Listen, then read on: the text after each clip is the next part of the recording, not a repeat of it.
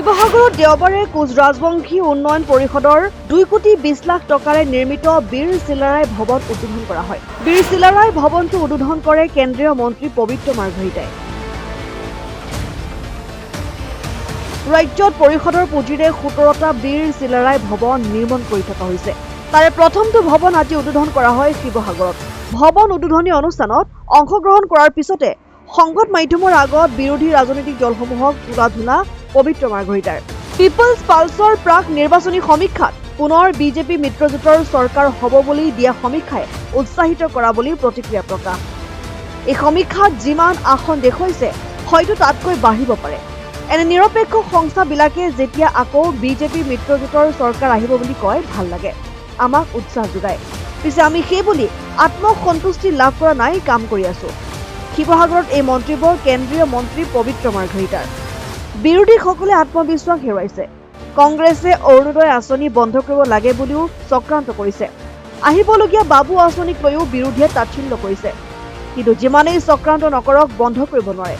ৰাইজে মৰম দিছে। আই মাতৃসকলক, দৰিদ্ৰ পৰিয়ালৰ ছাত্ৰসকলক তাচ্ছিল্য নকৰিব, সকীয়াই দিছো। এই মন্তব্য পবিত্ৰ মাৰ্ঘৰিটাৰ। ৰিপুণ বৰা, গৌৰৱ গগৈ, ৰকিবুলৰ ল'ৰাই 1-2 হাজাৰ টকীয়া চকলেট খাব পাৰে, কিন্তু আমাৰ সাধাৰণ পৰিয়ালৰ ল'ৰাই হয়তো কিতাপ কিনিব, কেইটামান টকা গোটাই চাইকেল কিনিব। ৰিপুণ বৰা বা ভূপেন বৰা, গৌৰৱ গগৈ বা প্ৰদ্যুৎ বৰদলৈ, ৰকিবুল হুছেইনৰ দৰে ধনী মানুহৰ সন্তানৰ এটা চকলেটৰ দাম 2000 টকা হ'ব পাৰে। অন্যহাতে অখিল গগৈকো কটাক্ষ মন্ত্ৰীগৰাকীৰ। অখিল গগৈ, গৌৰৱ গগৈ, লুৰিণজ্যোতি গগৈয়ে পাত্তা দিয়া নাই। মই তেওঁৰ কথা গুৰুত্ব নিদিওঁ, প্ৰতিক্ৰিয়া নিদিওঁ। তেওঁ আছে এতিয়া মিয়া ঠাইত, কেইটা চিট পাব তাক লৈ। তেওঁৰ কথাৰ উত্তৰ দিবলৈ গ'লে অশ্লীল কথা হ'ব। তেওঁ নিজৰ আলিংগনত ব্যস্ত থাকক। উদ্বোধনী অনুষ্ঠানত ডিমৌৰ বিধায়ক সুশান্ত বৰগোহাঁই, অসম চৰকাৰৰ গৃহ নিৰ্মাণ পৰিষদৰ উপাধ্যক্ষ সুভাষ দত্ত, কোচ ৰাজবংশী উন্নয়ন পৰিষদ, কোচ ৰাজবংশী সন্মিলনীৰ বিষয়সকল উপস্থিত থাকে। কিমান মানুহৰ চেম্পল লৈছে, কি লৈছে মই নাজানো। ব্যক্তিগতভাৱে মই, এইটো মোৰ আকৌ দলগত কথা নহয়, ব্যক্তিগতভাৱে মই ভাবোঁ যে এই চেম্পলৰ ওপৰত কিমান চেম্পল লৈছে এইবিলাকৰ ওপৰত নিৰ্ভৰ কৰে। কিন্তু যিমান আসন দেখাইছে তাতকৈ হয়তো বাঢ়িবও পাৰে। গতিকে আমি এইবিলাকত ভাল লাগে, আমাৰ যেতিয়া নিৰপেক্ষ সংস্থাবিলাকে আচল কথা কৈ দিয়ে যে বিজেপি আহিব, 100খন আসন পাব, মুখ্যমন্ত্ৰী ডক্টৰ হিমন্ত বিশ্ব শৰ্মা জনপ্ৰিয়তাৰ শীৰ্ষত আছে, এইবিলাক কথাই আমাক উৎসাহ যোগায়। আৰু সংবাদ মাধ্যমৰ নিৰপেক্ষতাক আমি সদায় শ্ৰদ্ধা কৰোঁ।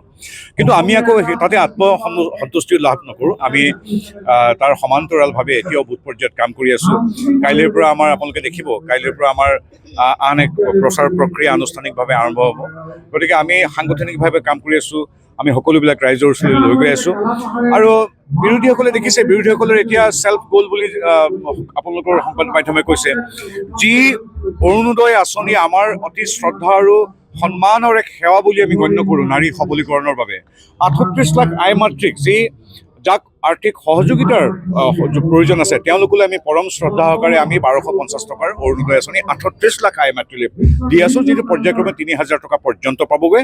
আৰু এইটো 40 লাখ আই মাতৃক আমি স্পৰ্শ কৰিম। এতিয়া কথা হ'ল, এই অৰুণোদয় বন্ধ কৰিব লাগে বুলি কংগ্ৰেছে চক্ৰান্ত আৰম্ভ কৰিছে।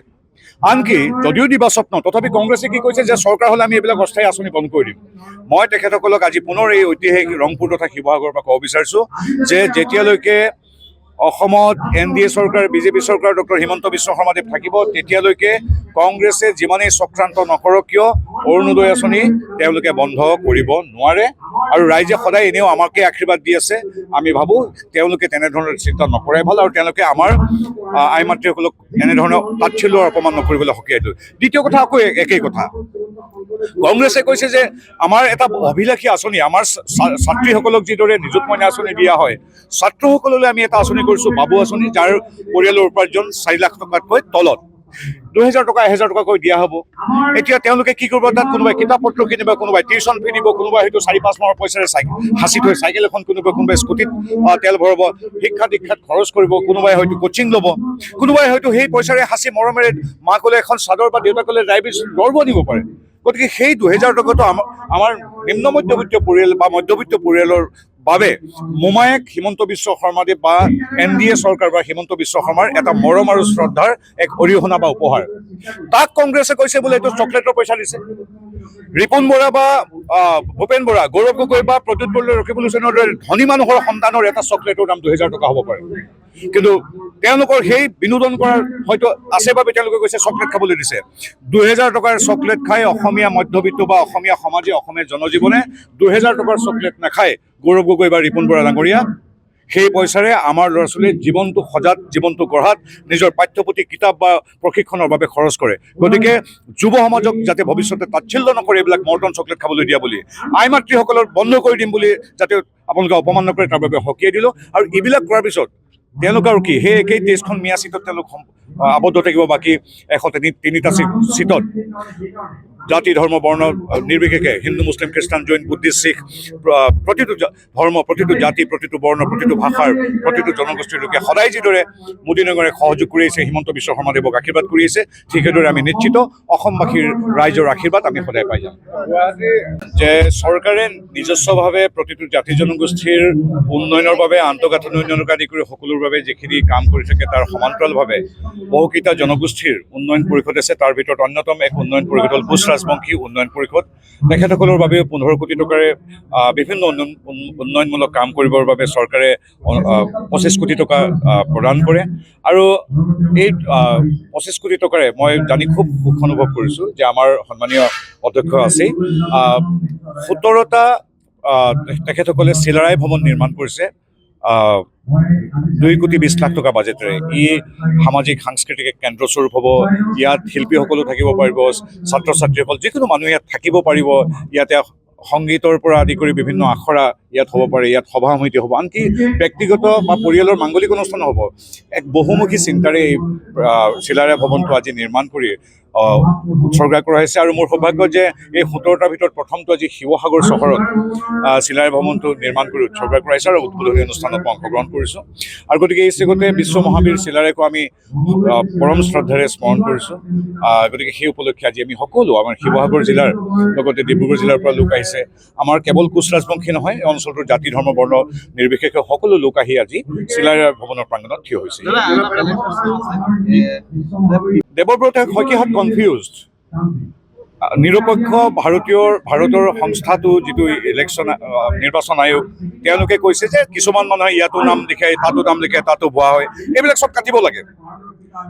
এই কথাটো প্ৰতিটো দল বিজেপিকে আদি কৰি সকলোৱে কৈছে। হয়, কোনোবা মানুহ বিয়া হৈ গ'ল, তেওঁৰ নতুনকৈ হোৱা ঘৰখনতো নামটো আছে, দেউতাকৰ ঘৰতো নামটো আছে, কোনোবা মানুহৰ মৃত্যু হৈ গ'ল একেলগে নামটো কটা নাই, এইবিলাক নাম কাটিব লাগে।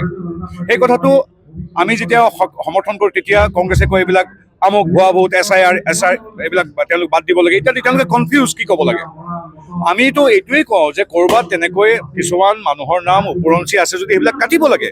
সেইকাৰণে আমি সমৰ্থন জনাওঁ নিৰ্বাচন আয়োগৰ এই যিটো নিৰপেক্ষ সংস্থাটোৰ কামত। গতিকে তেওঁলোকে কনফিউজ কি ক'ব লাগে, কি ক'ব নালাগে। আৰু আপোনালোকে জানে বহু লোকে হয়তো তেওঁলোকৰ চৰ্চাপৰিতো নাম আছে, গুৱাহাটী বা শিৱসাগৰতো তেওঁলোকৰ নাম আছে, এই নামবিলাক কাটিব লাগিব। সেইকাৰণেতো এই আয়োজন। কোনোবা ছোৱালী এজনী বিয়া হৈ গৈছে, দেউতাকৰ তাতো নাম আছে, তেওঁৰ গিৰিহঁতৰ ঘৰত নাম আছে, এটা নামটো কাটিব লাগিব। গতিকে এইবিলাক এটা প্ৰণালীবদ্ধ নিৰপেক্ষ কাম কৰিছে নিৰ্বাচন আয়োগে। এটা গণতান্ত্ৰিক প্ৰক্ৰিয়াত বিশ্বাসী আমাৰ ভাৰতীয় জনতা পাৰ্টি বা আমি সদায় এইবিলাক কামত সমৰ্থন জনাওঁ। এইখিনিয়ে কথা। দেৱব্ৰত শইকীয়াহঁত কনফিউজ, মানে কি কৰিব লাগে কি কৰিব নালাগে। অখিল গগৈ, গৌৰৱ গগৈ পাত্তা নিদিয়ে। আমি এতিয়া শাসক দল থাকি আমিনো কিয় গুৰুত্ব দিওঁ? অখিল গগৈৰ ৰিয়েকশ্যন দিয়াৰ কোনো দৰকাৰ নাই। তেওঁ এতিয়া গৌৰৱ গগৈ পিছে পিছে ইননি বিননি ঘূৰি ফুৰিছে, মোক টিকেট এটা দিয়া, মোৰ এগেইনষ্টত কাকো নেখেলাবা। গতিকে তেওঁ আছে এতিয়া মিয়াত, তাত কেইটা চিট পাব, এইবিলাক প্ৰতিদ্বন্দ্বিতাত। গতিকে অখিল গগৈ তেওঁলোকৰ মিত্ৰদল গৌৰৱ গগৈ বা লুৰিণজ্যোতি গগৈ পাত্তা নিদিয়ে। এতিয়া মই পবিত্ৰ গগৈ তেওঁক কিয় গুৰুত্ব দিম? তেওঁৰ কথা কোনো আমি ৰিয়েকশ্যন একো নাই। নাই, অখিল গগৈৰ কথা মই মোৰ ৰিয়েকশ্যন নাই, বেলেগ আপুনি নাই নাই অখিল গগৈৰ কথা মানে এইবিলাক আমি কৈ দিওঁ, তেওঁ আকৌ অসভ্যালি কৰিব, অশ্লীল কথা ক'ব। গতিকে তেওঁৰ কথা আমি তেওঁ নিজৰ অশ্লীলতাত তেওঁৰ আলিংগনত তেওঁ ব্যস্ত থাকক, তেওঁৰ বিষয়ে মই কৈছে যে নাজিৰা আৰু শিৱসাগৰত তেওঁলোকে প্ৰতিদ্বন্দ্বিতা আগবঢ়াব আৰু প্ৰথম প্ৰিফাৰেঞ্চ হিচাপে তেওঁলোকে শিৱসাগৰ সমষ্টিটো লৈছে।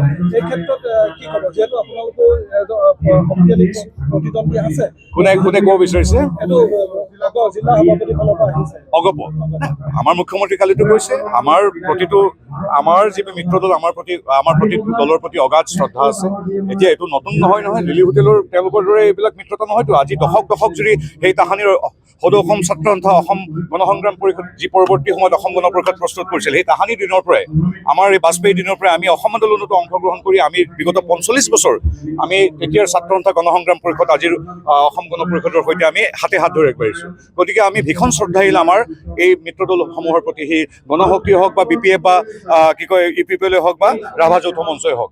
আমি এতিয়া প্ৰত্যেকৰে অধিকাৰ আছে কৰাৰ, আৰু আমি ক'ত নিদিওঁ। মুখ্যমন্ত্ৰী মহোদয়ৰ ভাষ্যটো কালি আপোনালোকে জানে, মুখ্যমন্ত্ৰীৰ ভাষ্যটোৱে আমাৰ ভাষ্য।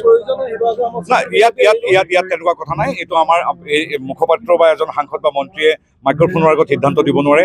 সমিল মিলেৰে গোটেইকেইটা দল বহি সিদ্ধান্ত ল'ব, শীৰ্ষ নেতৃত্বই তাত সিদ্ধান্ত ওলাই আহিব। গতিকে ইয়াত মই সন্মানীয় সংবাদ মাধ্যমৰ আগত পটককৈ কৈ দিয়া এইটো বিষয় নহয়। প্ৰত্যেকটো দলৰ প্ৰতি আমাৰ শ্ৰদ্ধা আছে। এইটো শিৱসাগৰৰ পৰা মণি গগৈৰ ৰিপৰ্ট, N24 আছাম।